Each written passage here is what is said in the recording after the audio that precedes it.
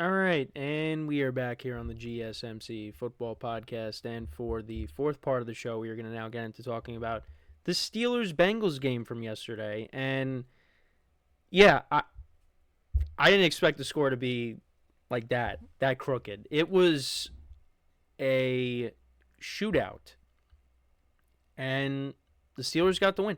The Steelers put up 44 points yesterday. Now, not all of it was the offense. You had a defensive touchdown in this game. It was a combined score, so the final score was 44-38. So, if my math is right, that would be a combined 82 points. See, I can still do that math.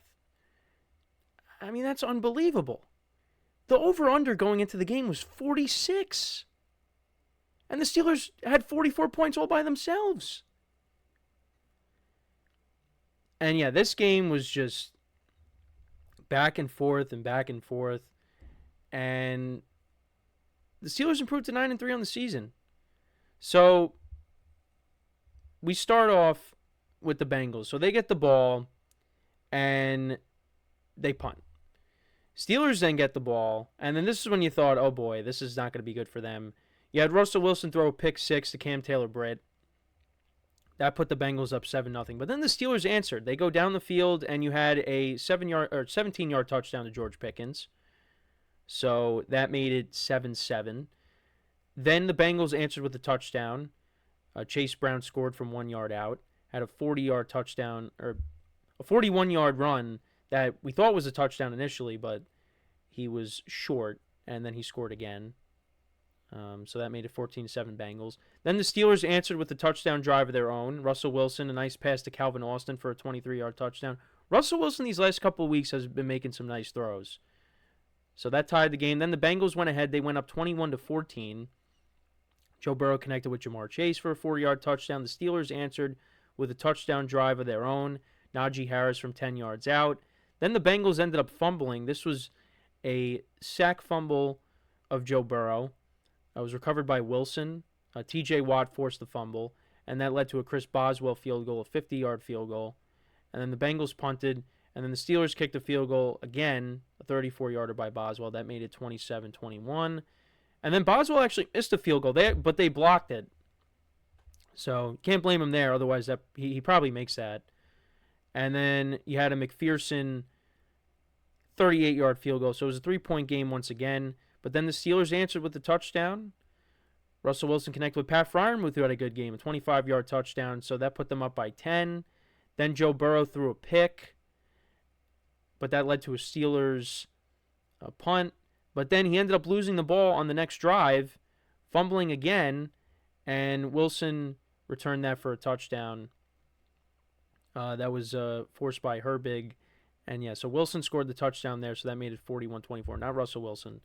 But yeah, that made it 41-24. But then the Bengals answered. That was a T. Higgins touchdown. That made it 41-31. Boswell kicked another field goal, so that made it 44-31. And then the Bengals did score another touchdown. This was to Yoshi Voss, 3-yard touchdown. And then the Steelers ended the game. And they win 44-38. Russell Wilson, 29 of 38 for 475 yards rushing on the ground.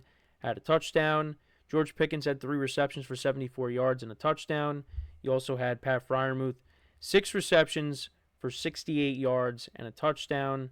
Also, Jaylen Warren was involved in the passing game. He had 55 yards receiving as well. This was a big win for the Steelers. It was an unlikely win. I did not expect them to... I actually didn't think they were going to win this game. I didn't. I thought the Bengals, they were due for a win, and I just thought the Steelers' offense would kind of struggle. I knew the Bengals' defense obviously was not good, but I just thought, the Steelers' offense has kind of been struggling. I just didn't think that... I didn't think they were going to win this game. But the Steelers' offense proved me wrong. They took advantage of a bad Bengals defense. They had 4 sacks of Joe Burrow. They forced a couple of turnovers. Like I said, Peyton Wilson, had 2 fumble recoveries. Dante Jackson had an interception in this game. And then you look on the other side for the Bengals, Joe Burrow, 309 yards passing, 3 touchdowns and an interception. Chase Brown, 70 yards on the ground and a touchdown. Jamar Chase, 6 receptions for 86 yards and a touchdown. T. Higgins had 5 for 69 and a touchdown. Like I said, Joe Burrow, 2 fumbles in this game. Cam Taylor-Britt had a pick 6. Bengals defense had 2 sacks of Russell Wilson. But once again, the Bengals lose a 1-score game, and that's their 3rd loss in a row. And they're 4-8. They're not making the playoffs. We talk about the 49ers, their season being over, even though they still maybe have a chance if they can win out. I don't see the Bengals winning out. Their margin for error is so small. That's why when you have some people, including one of my friends, they come out and, they blame Joe Burrow. Well, you kind of see why, because Joe Burrow, lost the ball and the Steelers ended up returning it for a touchdown. It happened in the Chiefs game as well. They had a 21-7 lead against the Ravens, and there was a period of time where they just did not score. So, if you're the Bengals, you basically have to be flawless on offense to win these games. I did not expect the Steelers to put up 44 points yesterday. I didn't. But they did. And you had Russell Wilson throw for 400 yards. Like I said, he made some good throws yesterday. He's been making some good throws these last couple weeks. I know they lost to the Browns, but still. He's looked good. The Steelers put up 520 yards of total offense yesterday. My dad, after what happened last week against the Browns, he said, "Could we score some touchdowns? I want to see more touchdowns." Well, is 44 points good enough for you? I mean, that is unbelievable. I really can't believe it. So Russell Wilson now on the season, he has 1,600 yards passing, 10 touchdowns to 3 interceptions. I mean, he's been solid. And again, I bring this up, you question the move when they went to him after, Justin Fields and the Steelers, they got off to a good start. Then they switched back to Russell Wilson, and you thought, why are you doing that? Fields is not playing that bad. Well, look at them now. Russell Wilson is playing good football. And this is what happens also when you have a head coach that believes in you. Because Sean Payton, he just dealt with Russell Wilson last year. It's obvious he did not want him as the quarterback. Now, I think as we look at the landscape right now, it worked out for both teams because the Steelers are in first place and the Broncos look like they're on their way to the playoffs because they got their guy in Bo Nix and he's playing really well. So it wasn't a good mix. But now the Broncos have their quarterback. The Steelers got their quarterback as of right now with Russell Wilson. I don't know what the long-term plan is. Are they going to bring him back next year? I don't know. We'll have to wait and see on that. But as of right now, the Steelers are 9-3. They're playing good football. Obviously, you don't want to see the defense get torched like that. But, hey, T.J.Watt made plays. They had a defensive touchdown. Even though Joe Burrow kind of picked them apart, they still won the game. When Joe Burrow puts up over 300 yards passing, Bengals have 38 points in this game, you'd think the Steelers probably lost. No, that's not what happened here. The Steelers won. They put up 44 points. You would have thought that Ben Roethlisberger and Le'Veon Bell and Antonio Brown, you thought it was that offense. No. This was Russell Wilson and Najee Harris and George Pickens and Pat Freiermuth. Now, these are good players. But, I mean, you go back to the Killer Bees, like, that offense was elite. When we look at this Steelers offense, this iteration of the Steelers offense, this offense is not elite. But it gets the job done. And it got the job done yesterday. And they're a game and a half up on the Ravens. Like I said before when talking about the Ravens-Eagles game, they got tough games on the schedule. They do have both of those teams. The Ravens one more time, the Eagles, they have the Chiefs. You got the Browns again. They're going to try to get some revenge on the Browns for that loss, which I think the Steelers should win with them being at home. So the Steelers right now, they're in a good spot.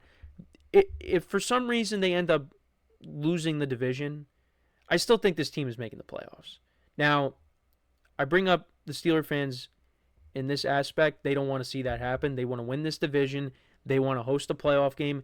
They want to advance in the playoffs because there are Steeler fans out there that are tired of Mike Tomlin because, Yes, he does not have a losing season once again, but they want to see more.